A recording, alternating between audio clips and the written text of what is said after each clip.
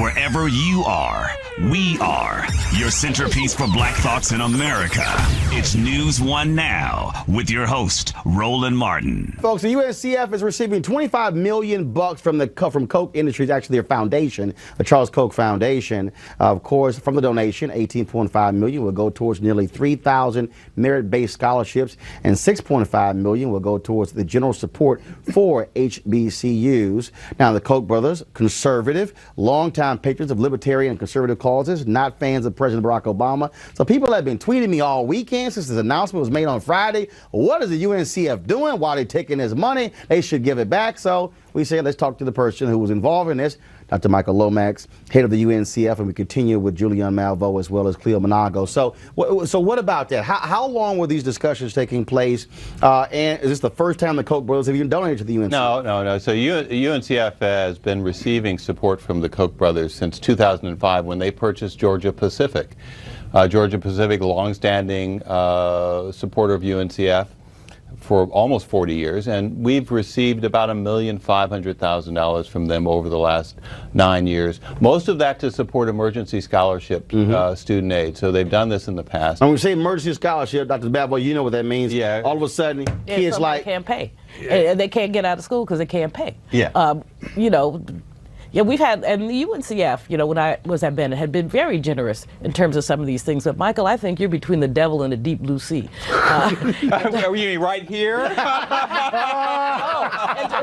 you're in a comfortable spot here. But I mean, in terms of this donation, I mean, as you know, I'm happy to see any kind of money coming into UNCF because there's so many challenges. Well, but Michael, at the same time, they have 2 people on a scholarship committee. I think this thing should have come without strings. 2 people on the scholarship committee, and they're asking people to be in entrepreneurship, economic development. Now, you know these people are free marketers. They don't support Head Start. They don't support anything. We love the scholarships, but get your hands out the Kool-Aid. So the question, Doc, she raised the point, are there strings exactly? Well, what does it involve? Look, this is a complex gift, $25 million, got a lot of different parts to it.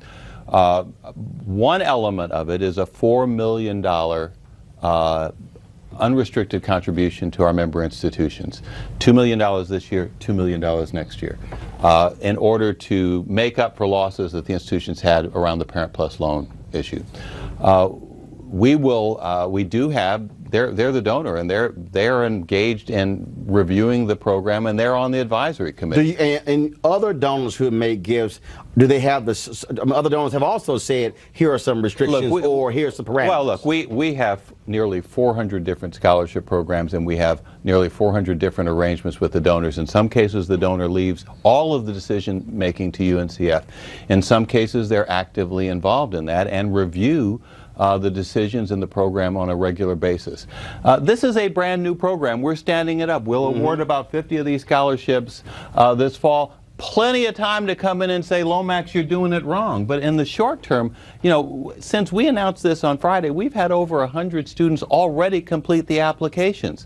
And I expect that we'll have hundreds more by the time we get this started going this fall. Cleo, earlier, Dr. Lomax told me 9 out of 10 kids who apply to the UNCF for a scholarship are turned down. Should there be a political litmus test for African Americans? Because the bottom line is, let's say George Soros, a prominent liberal, donates money, and let's say some conservatives or Republicans who work or who have kids go to UNCF object to that. Should we keep politics out of sending our kids to college and what money comes to our organizations? Absolutely, because the schools need the money, and the Koch brothers aren't coming themselves, they're sending money. And they're allowing the school to use it. I think $4 million for no strings is a large amount of money that the schools get to use.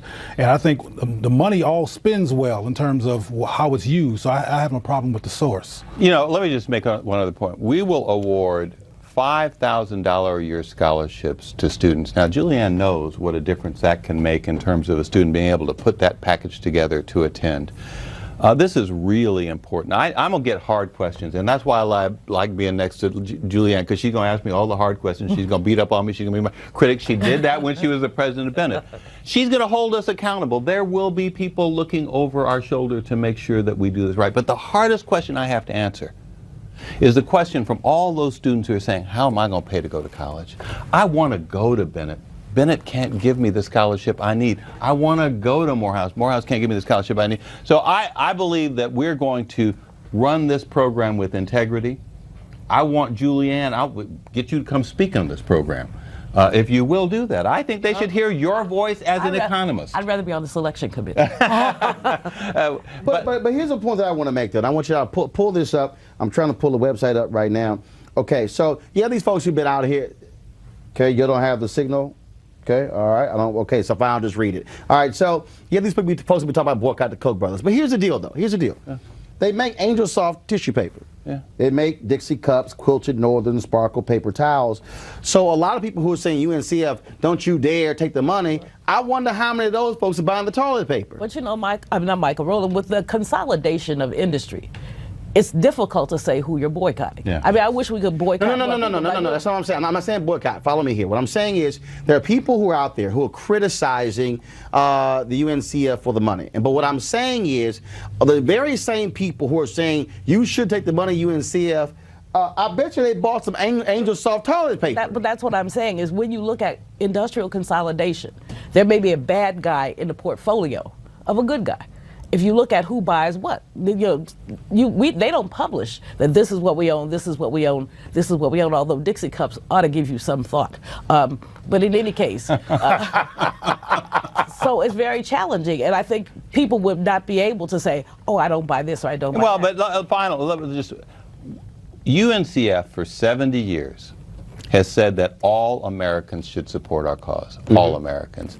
And we have 100,000 donors. We have donors on the far left, we have donors on the far right, and we have donors in the middle. They disagree on a whole bunch of stuff, right? But they agree on one thing: help kids go to college. And a lot of them also agree on help historically black colleges. Are they using us? Yeah, are they buying a political perspective? I've seen them. I know about other donations they've made. Do they have headlines?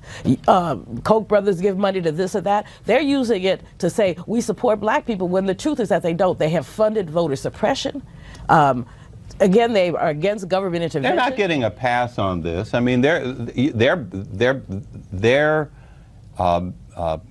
their views are being fully aired in the African American community. And one second. But let's also remember how many corporations funded ALEC. Yeah. You talk about voter suppression.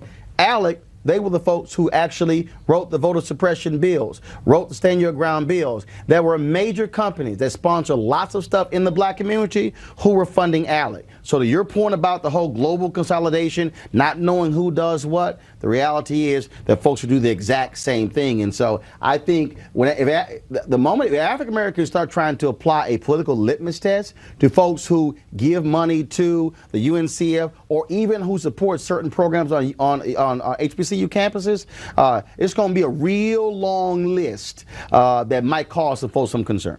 But not everybody's given $25 million. I understand. And I think $25 million possibly could have some black students going, maybe the Democratic Party isn't the best place for me. But you know, UNCF, let me just say, UNCF, I've been at UNCF for 10 years. We've raised about $1.5 billion during that period of time.